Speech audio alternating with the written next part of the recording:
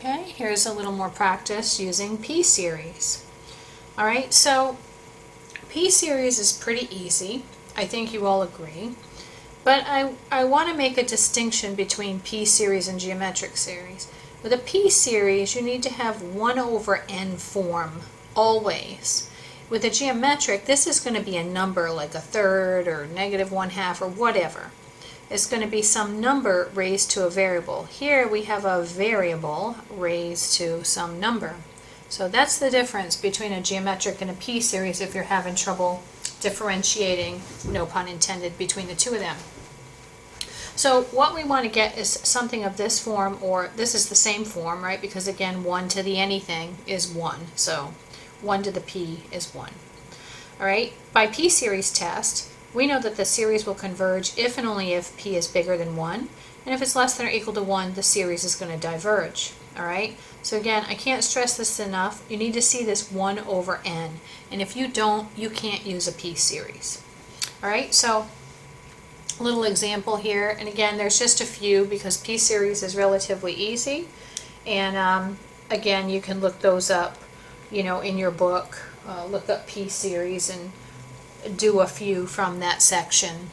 I looked for worksheets on p-series, and unfortunately, and the same is true in our class, you get a worksheet and it doesn't just focus on one particular type of convergence test, generally speaking, with the exception of geometric, but generally speaking, they include all different kinds of things, so you can employ all different kinds of tests. So those are hard to find, just a worksheet on a particular convergence test. So just letting you know that.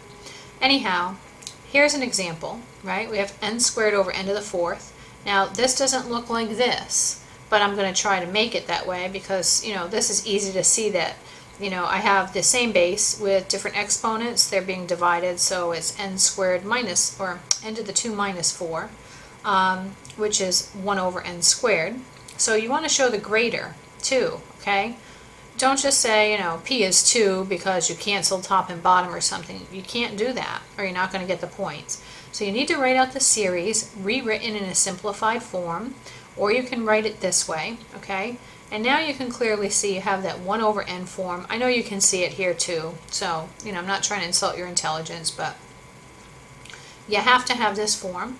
And so we can say that our p is 2, and 2 is bigger than 1, and so therefore this series, so you notice how I'm rewriting the original series. I'm saying if this is FRQ, if it's multiple choice, it doesn't matter, but if it's an FRQ, or if it's a test in my class that's not multiple choice, then you need to write, so, or therefore, the series, the original series, converges by the p-series test, so you have to name that test. Another one here, this almost looks like the form I'm looking for, but I need to show the greater. I need to make an adjustment to make it clear, and you can either leave it here or here, so we're going to say p is equal to 1/2. That's less than 1, so the original series diverges by what test? The p-series test. And one final one over here. We have this series here, 1 over the cube root of n to the 4th, right? So again, I've got 1 over n going on, so I'm thinking, hey, maybe I can get a 1 over n. And so I did that.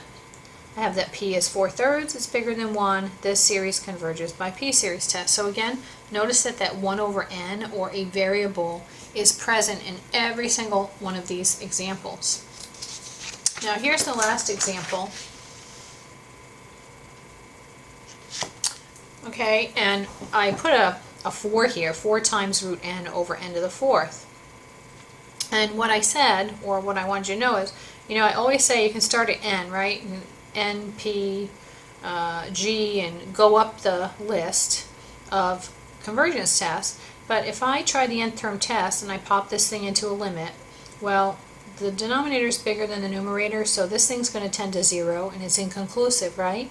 And if I can't make a determination based on this test, then what that means is I can, if I'm given that opportunity, to try another test. So anyway, the next test is p-series. So I'm going to try and make this look like some kind of a 1 over n. And the first thing I'm going to do is kind of move this 4 out of my way so that I can see this more clearly. And now you can clearly see that you're going to get some kind of 1 over n to the something here. That becomes n to the negative 7/2 or 1 over n to the 7/2. So I call this my p. P is greater than 1. This is going to converge, not just this, oops, but the original series is going to converge by p series. Okay, that's p series in a nutshell.